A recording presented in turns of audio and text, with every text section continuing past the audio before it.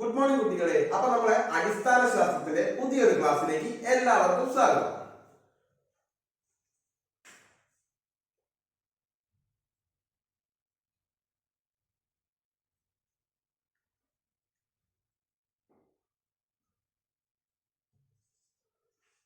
അപ്പോ നമ്മൾ കഴിഞ്ഞ ക്ലാസ്സിൽ വർഗീകരണ ശാസ്ത്രത്തെ കുറിച്ച് നമ്മൾ ചർച്ച ചെയ്തിട്ടുണ്ടായിരുന്നില്ലേ?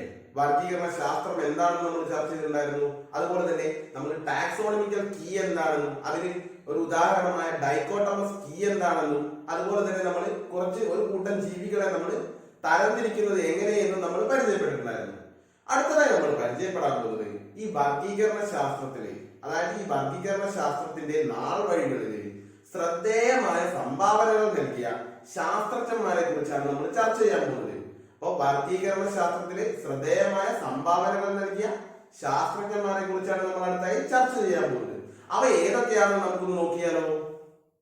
നമുക്ക് ഒരു ചാർട്ടിന്റെ സഹായത്തോടു കൂടി നമുക്ക് ഏതൊക്കെ ശാസ്ത്രജ്ഞന്മാരാണ് ഇതിൽ ഉൾപ്പെടുന്നത് എന്ന് നമുക്കൊന്ന് നോക്കാം. അപ്പോൾ നമ്മൾ പരിചയപ്പെടാൻ പോകുന്നത് വർഗീകരണ ശാസ്ത്രത്തിലെ നമ്മളെ ശാസ്ത്രജ്ഞന്മാരെ കുറിച്ചാണ് നമ്മൾ പരിചയപ്പെടാൻ പോകുന്നത്. അതിൽ നമുക്ക് ഒന്നാമതായി നമുക്ക് കാണാൻ കഴിയും ചരകൻ എന്ന് പറയുന്ന ശാസ്ത്രജ്ഞൻ. ചരകൻ എന്ന് പറയുന്നത് ഒരു ഇന്ത്യൻ ശാസ്ത്രജ്ഞനാണ്. ബാക്കി എല്ലാവരും ഇന്ത്യക്ക് പുറത്തുള്ള ശാസ്ത്രജ്ഞന്മാരാണ്. ഇവിടെ ചരകൻ എന്ന് പറയുന്നത് നമ്മുടെ ഇന്ത്യയിലുള്ള ഒരു ശാസ്ത്രജ്ഞനാണ്. അപ്പൊ എന്തായിരുന്നു ചരകൻ നൽകിയ സംഭാവനകൾ എന്ന് നമുക്ക് നോക്കിയാലോ? ആദ്യമായി തന്നെ ചരകൻ AD 1-ാം നൂറ്റാണ്ടിൽ ജീവിച്ചിരുന്ന ഒരു ശാസ്ത്രജ്ഞനാണ് ചരകൻ എന്ന് പറയുന്നത്. ചരകനെ നമ്മൾ ആയുർവേദത്തിന്റെ പിതാവ് എന്നറിയപ്പെടുന്നത്, the father of Ayurveda is Charaka. അപ്പോ ചരകൻ എന്ന് പറയുന്നത് ആയുർവേദത്തിന്റെ പിതാവാണ്. ഇനി ചരകൻ എന്ന് പറയുന്ന ശാസ്ത്രജ്ഞൻ വർഗീകരണ ശാസ്ത്രത്തിൽ എങ്ങനെയാണ് സംഭാവന നൽകിയെന്ന് പറഞ്ഞു കഴിഞ്ഞാൽ, ഇദ്ദേഹം 200ഓളം സസ്യങ്ങളെയും ജന്തുക്കളെയും ഉൾപ്പെടുത്തി ചരക സംഹിത എന്ന് പറയുന്ന ഒരു പുസ്തകം രചിച്ചിട്ടുണ്ട്. അപ്പോ ചരകൻ ഒന്നാമതായി.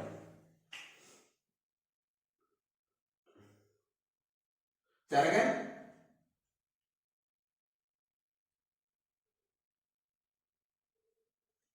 അപ്പൊ നമ്മൾ പറഞ്ഞു ചരകൻ എന്ന് പറയുന്നത് AD 1-ാം നൂറ്റാണ്ടിലാണ് ജീവിച്ചിരുന്നത്. അദ്ദേഹം ഫാദർ ഓഫ് ആയുർവേദ, അതായത് ആയുർവേദത്തിന്റെ പിതാവ്.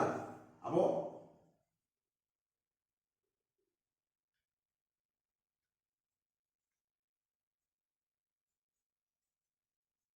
ആയുർവേദത്തിന്റെ പിതാവാണ് ചരകൻ എന്ന് പറയുന്നത്. അതുപോലെ തന്നെ ചരക സംഹിത എന്ന് പറയുന്ന ഒരു പുസ്തകവും അദ്ദേഹം രചിച്ചിട്ടുണ്ട്. ചരക സംഹിത, ചരക സംഹിത. ഇത്രയും കാര്യങ്ങളാണ് നമ്മൾ ചരകനെ കുറിച്ച് ചർച്ച ചെയ്തിട്ടുള്ളത്. നമ്മൾ രണ്ടാമതായി നമ്മൾ പറയുന്നു അരിസ്റ്റോട്ടിൽ എന്ന് പറയുന്നത്. അപ്പൊ എന്തായിരിക്കും അരിസ്റ്റോട്ടിൽ ചെയ്തിട്ടുള്ളത്? അരിസ്റ്റോട്ടിൽ എന്ന് പറയുന്നത് അലക്സാണ്ടർ ചക്രവർത്തി, നിങ്ങൾ കേട്ടിട്ടുണ്ടാവും. അലക്സാണ്ടർ ചക്രവർത്തിയുടെ ഒരു ഗുരുതുല്യനായിട്ടുള്ള ഒരു വ്യക്തിയാണ് അരിസ്റ്റോട്ടിൽ എന്ന് പറയുന്നത്. അരിസ്റ്റോട്ടിൽ എന്താണ് ചെയ്തതെന്ന് നമുക്കൊന്ന് നോക്കാം. BC 384-നും 322-നും ഇടയിൽ ജീവിച്ചിരുന്ന ഒരു ശാസ്ത്രജ്ഞനാണ് അരിസ്റ്റോട്ടിൽ എന്ന് പറയുന്നത്. ലീസിയം എന്നറിയപ്പെടുന്ന ഒരു പഠനശാല അരിസ്റ്റോട്ടിൽ ഉണ്ടായിരുന്നു. അരിസ്റ്റോട്ടിലിന്റെ പഠനശാലയിലെ വിദ്യാഭ്യാസ രീതികൾ നമ്മുടെ വിദ്യാഭ്യാസ രീതികളിൽ നിന്നും ഏറെ വ്യത്യസ്തമായിരുന്നു. അവിടെ വിദ്യാർത്ഥികൾ ഈ പ്രകൃതിയെ നിരീക്ഷിച്ചും പ്രകൃതിയിൽ നിന്ന് അനുഭവങ്ങൾ ഉൾക്കൊണ്ടുമൊക്കെയായിരുന്നു അവരെ പാഠം നടത്തിയിരുന്നത്. അപ്പോ ഈ അരിസ്റ്റോട്ടിൽ എന്ന് പറയുന്ന ഈ ശാസ്ത്രജ്ഞൻ ആദ്യമായി നമ്മുടെ ജീവജാലങ്ങളെ രണ്ടായി തരംതിരിച്ചിട്ടുണ്ട്. നമ്മൾ വർഗീകരണ ശാസ്ത്രത്തിൽ അരിസ്റ്റോട്ടിൽ നൽകിയ സംഭാവന എന്ന് പറയുന്നത്, ജീവശാസ്ത്രത്തിന്റെ പിതാവാണ് അരിസ്റ്റോട്ടിൽ. അരിസ്റ്റോട്ടിൽ എന്ന് പറയുന്ന ശാസ്ത്രജ്ഞനാണ് നമ്മുടെ ചുറ്റുപാടുമുള്ള ജീവജാലങ്ങളെ രണ്ടായി തരംതിരിച്ചിട്ടുള്ളത്. ഏതൊക്കെയായിരിക്കും? അവയെ സസ്യങ്ങളെന്നും ജന്തുക്കളെന്നും രണ്ടായി തരംതിരിച്ചിട്ടുണ്ട്. അതുപോലെ തന്നെ നമ്മുടെ ചുറ്റുമുള്ള ജീവജാലങ്ങളെ ചുവന്ന രക്തമുള്ളവ അല്ലെങ്കിൽ അല്ലാത്തവ എന്നിങ്ങനെ രണ്ടായി തരംതിരിച്ചിട്ടുണ്ട്. The organism those have blood cells, the organism that have red blood cells or without red blood cells, ഇങ്ങനെ രണ്ടായി അരിസ്റ്റോട്ടിൽ തരംതിരിച്ചിട്ടുണ്ട്. രണ്ടാമതായി വരുന്ന ശാസ്ത്രജ്ഞനാണ് അരിസ്റ്റോട്ടിൽ എന്ന് പറയുന്നത്.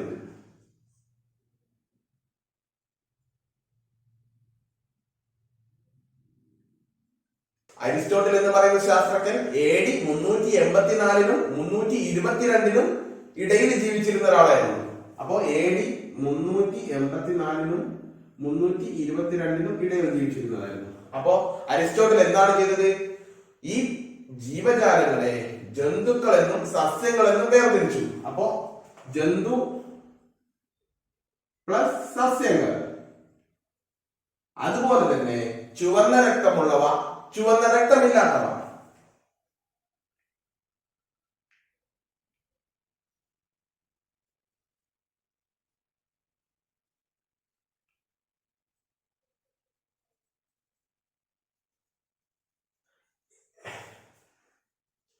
എന്നിങ്ങനെ രണ്ടായാണ് തരംതിരിച്ചിട്ടുള്ളത്. അപ്പൊ ഇത്രയും കാര്യങ്ങളാണ് നമ്മൾ അരിസ്റ്റോട്ടലിന്റെ കാര്യത്തിൽ പറയുന്നത്. മൂന്നാമത്തെ ശാസ്ത്രജ്ഞനാണ് നമ്മൾ കാൾ ലിനേയസ് എന്ന് പറയുന്ന ശാസ്ത്രജ്ഞൻ. കാൾ ലിനേയസ് എന്ന് പറയുന്നത് ഈ വർഗീകരണ ശാസ്ത്രത്തില് ഏറ്റവും പ്രധാന പങ്ക് വഹിക്കുന്ന ഒരു ശാസ്ത്രജ്ഞനാണ് കാൾ ലിനേയസ്. അപ്പൊ എന്താണ് കാൾ ലിനേയസിന്റെ സംഭാവനകൾ എന്ന് നമുക്ക് നോക്കാം. അപ്പൊ മൂന്നാമതായി നമ്മൾ കാൾ ലിനേയസ്.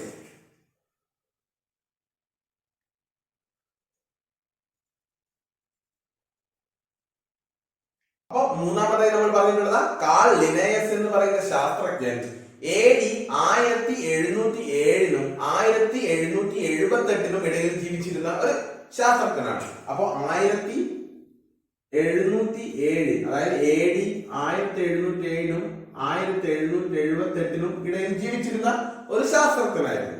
അപ്പൊ കാൾ ലിനേയസ് എന്ന് പറയുന്ന ശാസ്ത്രജ്ഞൻ 1707 1778 ഇടയിൽ ജീവിച്ചിരുന്ന ഒരു ശാസ്ത്രജ്ഞനായിരുന്നു. അപ്പൊ എന്താണ് കാൾ ലിനേയസ് എന്ന് പറയുന്ന ശാസ്ത്രജ്ഞൻ വർഗീകരണ ശാസ്ത്രത്തിന് നൽകിയ സംഭാവനകൾ എന്ന് നോക്കിക്കഴിഞ്ഞാൽ കാൾ ലിനേയസിനെയാണ് നമ്മുടെ ആധുനിക വർഗീകരണ ശാസ്ത്രത്തിന്റെ പിതാവ് എന്നറിയപ്പെടുന്നത്. എന്താണ് ആധുനിക വർഗീകരണ ശാസ്ത്രത്തിന്റെ പിതാവ്.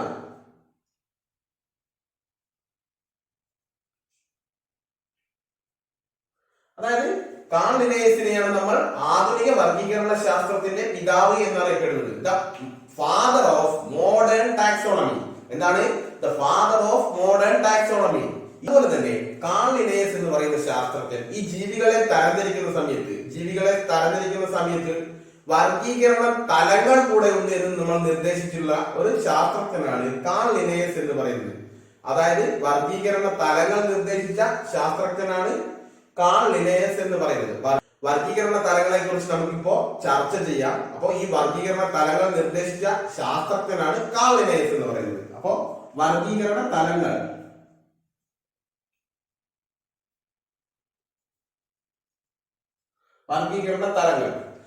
അതുപോലെ തന്നെ കാൾ ലിനേയസ് എന്ന് പറയുന്ന ശാസ്ത്രജ്ഞനാണ് ഈ ജീവജാലങ്ങൾക്ക് പേര് നൽകുന്ന ഒരു ദ്വിനാമ പദ്ധതി ആവിഷ്കരിച്ചത്. അതായത് ദ്വിനാമ പദ്ധതി ആവിഷ്കരിച്ചത് കാൾ ലിനേയസ് എന്ന് പറയുന്നതാണ്.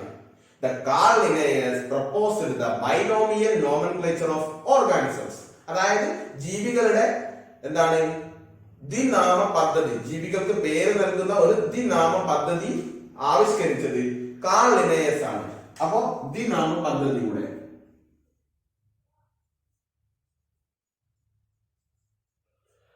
ഇനി നമ്മൾ നാലാമതായി നമ്മൾ നോക്കാൻ പോകുന്നതാണ് തിയോഫ്രാക്ടസ് എന്ന് പറയുന്ന ശാസ്ത്രജ്ഞൻ. നാലാമതായി തിയോഫ്രാക്ടസ്.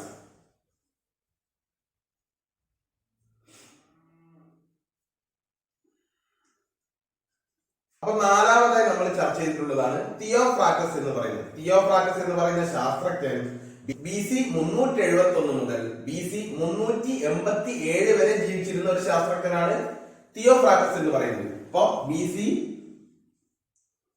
371 to 387. തിയോഫ്രാക്ടസ് എന്ന് പറയുന്നത് സസ്യശാസ്ത്രത്തിന്റെ പിതാവ് എന്നറിയപ്പെടുന്നുണ്ട്. അതായത് സസ്യശാസ്ത്രത്തിന്റെ പിതാവ് എന്നറിയപ്പെടുന്ന ശാസ്ത്രജ്ഞനാണ് തിയോഫ്രാക്ടസ് എന്ന് പറയുന്നത്.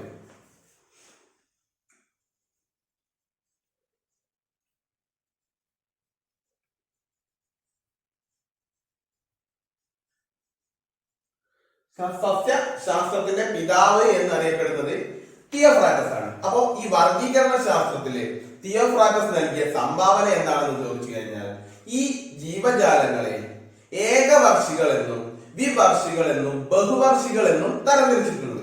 അതായത് ജീവജാലങ്ങളെ ഏകവർഷികളെന്നും വിവർഷികളെന്നും ബഹുവർഷികളെന്നും തരംതിരിച്ചിട്ടുണ്ട്. അപ്പോ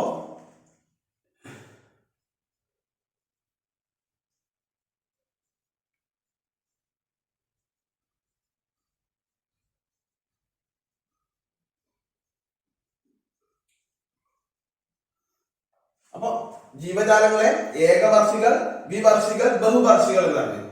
The Theophractus classified the organism into annuals, biennials and perennials. അതായത് ആനുവൽസ് എന്നും ബൈനിയൽസ് എന്നും പെർനിയൽസ് എന്നും മൂന്നായി ജീവജാലങ്ങളെ തരംതിരിച്ചിട്ടുണ്ട്. അപ്പൊ തിയോഫ്രാക്ടസ് എന്ന് പറയുന്നത് സസ്യശാസ്ത്രത്തിന്റെ പിതാവാണ്. ഈ അഞ്ചാമതായ ഒരു ശാസ്ത്രജ്ഞൻ കൂടെയുണ്ട്, ജോൺ റേ എന്ന് പറയുന്ന ഒരു ശാസ്ത്രജ്ഞൻ. 5.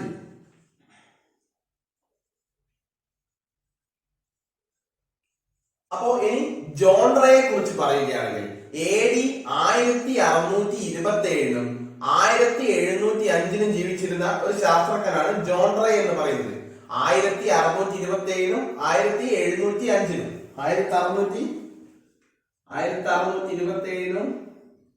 1627 ഇടയിൽ ജീവിച്ചിരുന്നതായിരുന്നു.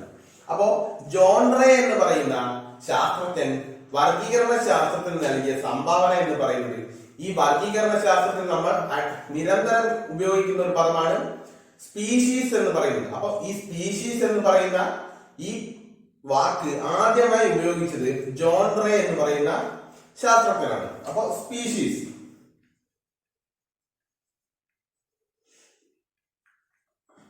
അപ്പോ ഈ ജോൺ റേ എന്ന് പറയുന്ന ശാസ്ത്രജ്ഞൻ ഒരു പുസ്തകം രചിച്ചിട്ടുണ്ട്. അതായത് ഹിസ്റ്റോറിയ ജനറാലിസ് പ്ലാന്റേറം എന്ന് പറയുന്ന ഒരു പുസ്തകം ഇദ്ദേഹം രചിച്ചിട്ടുണ്ട്.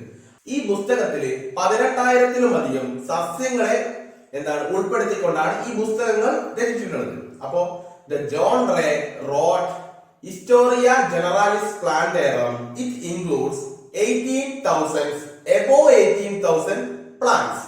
അപ്പോ ജോൺ റേ വർഗീകരണ ശാസ്ത്രത്തിൽ നൽകിയിട്ടുള്ള പങ്ക് ഇതാണ്. ഏതൊക്കെ ശാസ്ത്രജ്ഞന്മാരെ കുറിച്ചാണ് നമ്മൾ ചർച്ച ചെയ്തിട്ടുള്ളത്? ആദ്യം നമ്മൾ ചരകൻ എന്ന് പറയുന്ന ശാസ്ത്രജ്ഞനെ ചർച്ച ചെയ്തില്ലേ. അതുപോലെ തന്നെ അരിസ്റ്റോട്ടിൽ. മൂന്നാമതായി നമ്മൾ കാൾ ലിനേയസ്, അതുപോലെ തന്നെ തിയോഫ്രാക്ടസ്. പിന്നെ അവസാനമായി നമ്മൾ ചർച്ച ചെയ്തിട്ടുള്ളത് ജോൺ റേ എന്ന് പറയുന്ന ശാസ്ത്രജ്ഞൻ. അപ്പോ പ്രധാനമായും ഈ ശാസ്ത്രജ്ഞന്മാരാണ് ഈ വർഗീകരണ ശാസ്ത്രത്തിൽ പ്രധാന പങ്ക് വഹിച്ചിട്ടുള്ളത്. നമ്മൾ കാൾ ലിനേയസിനെ കുറിച്ച് നമ്മൾ ചർച്ച ചെയ്തിട്ടുണ്ടായിരുന്നു. അപ്പോ ഈ കാൾ ലിനേയസ് നമുക്ക് വർഗീകരണ തലങ്ങൾ നിർദ്ദേശിച്ചിട്ടുണ്ട് എന്ന് നമ്മൾ പറഞ്ഞിട്ടുണ്ടല്ലേ. അപ്പോ ഏതൊക്കെയാണ് കാൾ ലിനേയസ് നിർദ്ദേശിച്ച വർഗീകരണ തലങ്ങൾ എന്ന് നമുക്കൊരു ചാർട്ടിന്റെ സഹായത്തോടു കൂടി പരിചയപ്പെട്ടാലോ? അപ്പോ അടുത്തതായി നമ്മൾ കാൾ ലിനേയസിന്റെ വർഗീകരണ തലത്തെ കുറിച്ചാണ് നമ്മൾ ചർച്ച ചെയ്യാൻ പോകുന്നത്.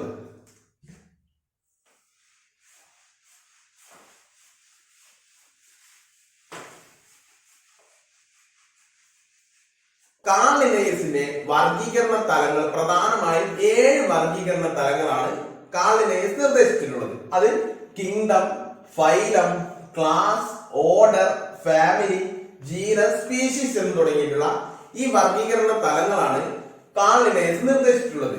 സ്പീഷീസ് എന്ന് പറയുന്നത് എന്താണെന്ന് നമുക്ക് നോക്കിയാലോ. എന്താണ് സ്പീഷീസ് എന്ന് പറയുന്നത്? സ്പീഷീസ് ഒന്നാമത്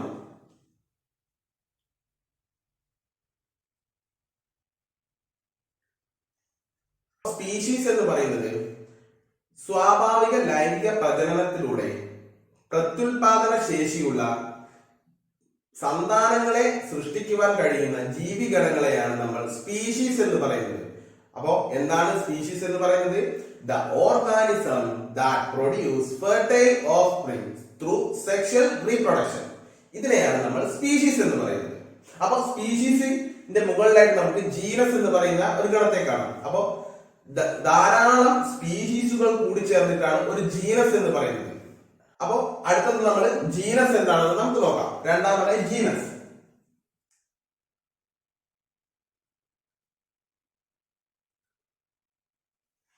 ജീനസ് എന്ന് പറയുന്നത് സമാനമായ സ്പീഷീസുകൾ കൂടി ചേർന്നാണ് ജീനസുകൾ ഉണ്ടാകുന്നത്.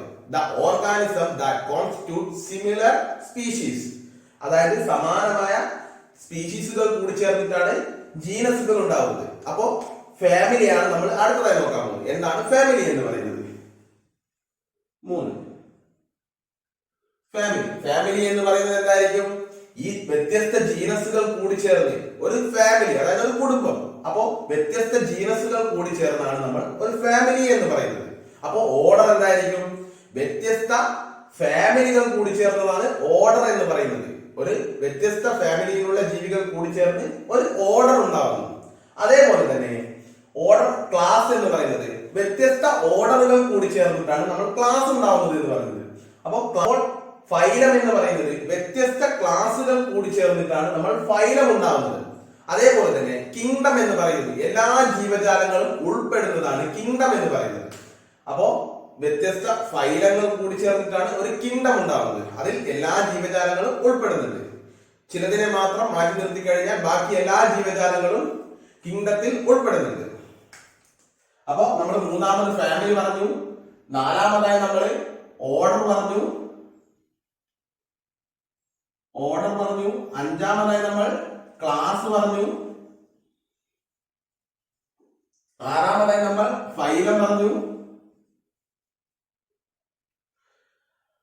ഏഴാമതായി നമ്മൾ കിങ്ഡം പറഞ്ഞു.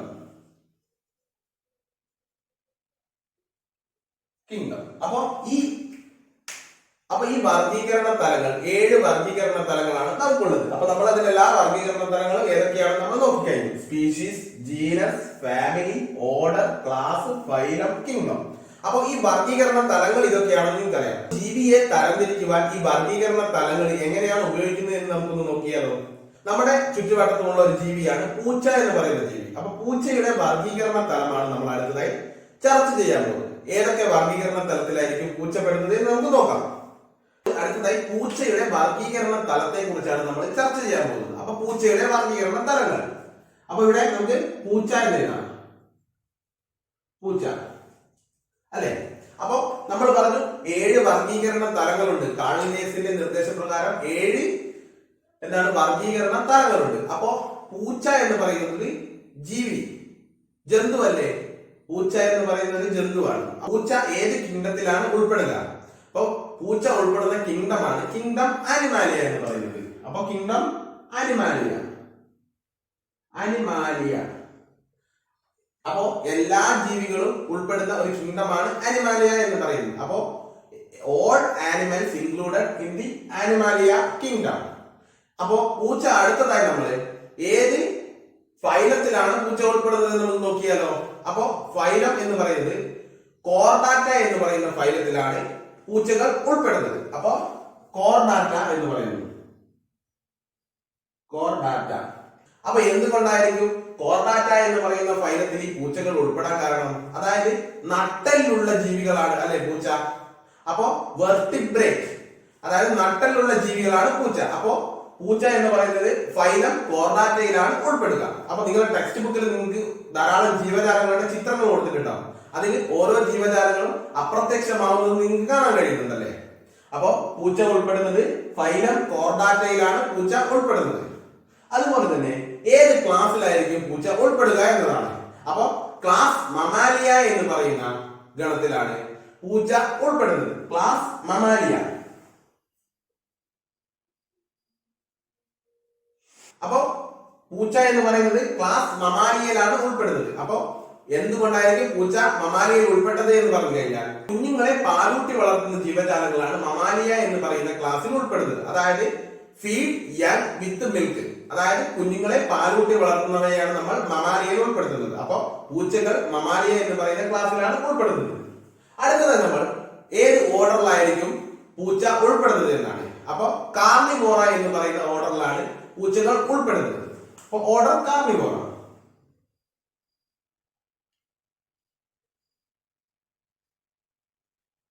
അപ്പൊ കാർണിവോറ എന്ന് പറയുന്ന ഈ ഓർഡറിൽ എന്തായിരിക്കും ജീവികൾക്ക് പ്രത്യേകത? അടുത്തതായി നമ്മൾ പറയുന്നത് പൂച്ച ഉൾപ്പെടുന്ന ഓർഡർ ഏതാണെന്ന്. അപ്പൊ ഓർഡർ കാർണിവോറ എന്ന് പറയുന്ന ഓർഡറിലാണ് പൂച്ച ഉൾപ്പെടുന്നത്. അപ്പൊ എന്തായിരിക്കും കാർണിവോറയുടെ പ്രത്യേകത? കാർണിവോറ എന്ന് പറയുന്നത് മാംസം കടിച്ചു കീറാൻ ഉപയോഗിക്കുന്ന പല്ലുകളുള്ള ജീവികൾ അടങ്ങിയ ഓർഡറുകളെയാണ് നമ്മൾ കാർണിവോറ എന്ന് പറയുന്നത്.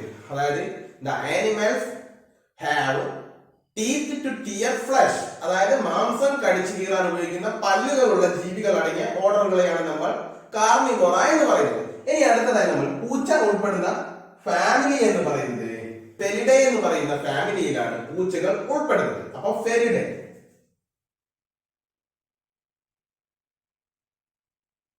അപ്പൊ ഫെലിഡേ എന്ന് പറയുന്ന ഫാമിലിയുടെ പ്രത്യേകത എന്ന് പറയുന്നത് ഉൾവലിക്കാൻ കഴിയുന്ന നഖങ്ങൾ. നമ്മൾ പഠിച്ചിട്ടുണ്ട്, ഉൾവലിക്കാൻ കഴിയുന്ന നഖങ്ങളുള്ള ജീവിയാണ് പൂച്ച എന്നത്. അതായത് വിഡ്രോവബിൾ കാൽസ്, അതായത് നഖങ്ങൾ ഉൾവലിക്കാൻ കഴിയുന്ന ജീവികൾ ഉൾപ്പെടുന്ന ഫാമിലിയെയാണ് നമ്മൾ ഫെലിഡേ എന്ന് പറയുന്നത്.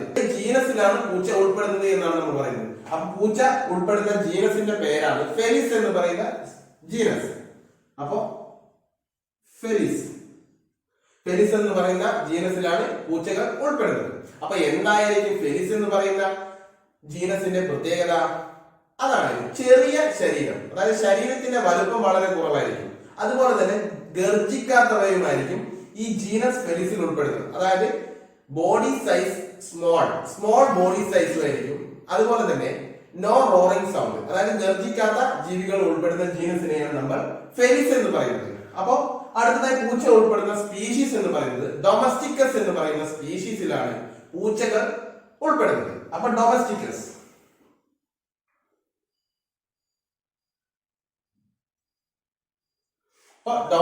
എന്ന് പറയുന്നത് ഒരു തനതായ പൂച്ചയുടെ സവിശേഷതകളെല്ലാം അടങ്ങിയിരിക്കുന്ന ഒരു സ്പീഷീസിനെയാണ് നമ്മൾ ഡൊമസ്റ്റിക്കസ് എന്ന് പറയുന്നത്. അതായത് unique features of domestic Katz, അതായിരിക്കും ഈ സ്പീഷീസ് ഡൊമസ്റ്റിക്കസ് എന്ന് പറയുന്ന ഇതിൽ കാണിക്കുന്നത്. അപ്പൊ ഇത്രയും കാര്യങ്ങളാണ് നമ്മൾ പൂച്ചയുടെ വർഗീകരണ തലങ്ങളിൽ നമുക്ക് പറയാനുള്ളത്. അതിൽ kingdom Animalia, phylum Chordata, class Mammalia, order Carnivora, അതുപോലെ തന്നെ family Felidae, genus Felis, species domesticus. അപ്പൊ ഇത്രയും കാര്യങ്ങളാണ് പൂച്ചയുടെ വർഗീകരണ തലത്തിൽ നമുക്ക് പറയാനുള്ളത്. അപ്പൊ നമ്മളിപ്പോൾ ജന്തുവിന്റെ, അതായത് ജീവിയുടെ വർഗീകരണ തലമാണ് നമ്മൾ പഠിച്ചിട്ടുള്ളത്. അതായത് ജന്തുവിന്റെ, പൂച്ച എന്ന് പറയുന്ന ജീവിയുടെയാണ് നമ്മൾ പഠിച്ചിട്ടുള്ളത്. ഇനി നമുക്കൊരു സസ്യത്തിന്റെ വർഗീകരണ തലം എങ്ങനെയായിരിക്കും എന്ന് നോക്കാം. അപ്പൊ നമ്മൾ ജീവികളിൽ നിന്നും സസ്യങ്ങളിലേക്ക് നമ്മൾ പോകുന്ന സമയത്ത് ഇവിടെ ഈ വർഗീകരണ തലത്തിൽ ഓർഡർ എന്ന് പറയുന്നത് കാണുന്നുണ്ടല്ലേ.